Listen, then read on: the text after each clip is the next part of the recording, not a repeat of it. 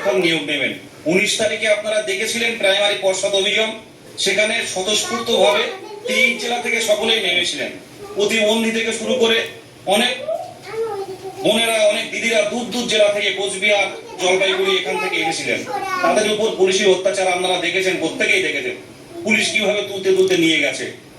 তারপর এই যে আজকে এই সোশ্যাল মিডিয়াতে আমাদের ব্যক্তিগত তথ্য ঘুরে বেড়াচ্ছে, এটা দেখে অবাক হয়ে যাচ্ছে যে পর্ষদ যেখানে বারে বারে বলছে এবারে বছরে 2 বার নিয়োগ, কোনো টেট পাস বসে থাকবে না, দুর্নীতিমুক্ত নিয়োগ হবে, কিন্তু এটা কি দেখতে পাচ্ছি আমরা? চাকরি প্রার্থীরা সম্পূর্ণরূপে হতাশ।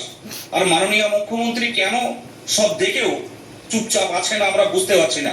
আমরা বাংলার হবু শিক্ষক, আমরা মাননীয় মুখ্যমন্ত্রীর হস্তক্ষেপ চাইছি, প্রাইমারি শিক্ষক নিয়োগের হস্তক্ষেপ চাইছি, যে আসুন হস্তক্ষেপ করুন। আমরা বাংলার চাকরি প্রার্থীরা আমরা একটা কর্মসংস্থান পেলে আমরা আনন্দিত হব। এবং দিকে দিকে আপনারা দেখতে পাচ্ছেন প্রাইমারি স্কুলের যে অবস্থা, স্কুল বন্ধ হচ্ছে, ধারাবাহিক শিক্ষক নিয়োগের অভাবে শিক্ষার্থী কমছে। এই বিষয়গুলো মুখ্যমন্ত্রীর ইমিডিয়েট হস্তক্ষেপ করার দরকার আছে। একটা বিষয় আমি একটু জানার চেষ্টা করি। কিছুদিন আগেও আমরা দেখলাম যে আপনারা রীতিমতো যারা 2022-এ টেট উত্তীর্ণ তারা রাস্তায় নামলেন, তারা পথে নামলেন, তারা আপনার মুখ্যমন্ত্রীর দৃষ্টি আকর্ষণের চেষ্টা করলেন, পুলিশ চাঙ্গলা করে আপনাদের প্রেজেন্ট নামে তুললো। কিন্তু বিষয় হচ্ছে এরকম একটা, যখন আপনারা বলছেন যে একটা বিজ্ঞপ্তি প্রকাশ করা হোক, অন্তত একটা নিয়োগ জটের সমস্যাটা কাটুক, তার মধ্যে এই ভাইরাল নথিপত্র মানে অন্য কোন রকম আশঙ্কার গন্ধ পাচ্ছেন?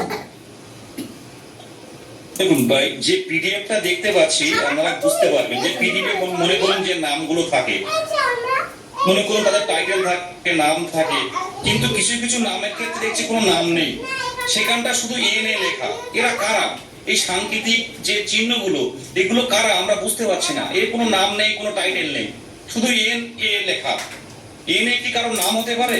পিডিএফ এর মধ্যে যারা এরা ঢুকে আছে এরা কারা? এর পিছনে কি কোনো অন্য কোন কাজ হচ্ছে কি?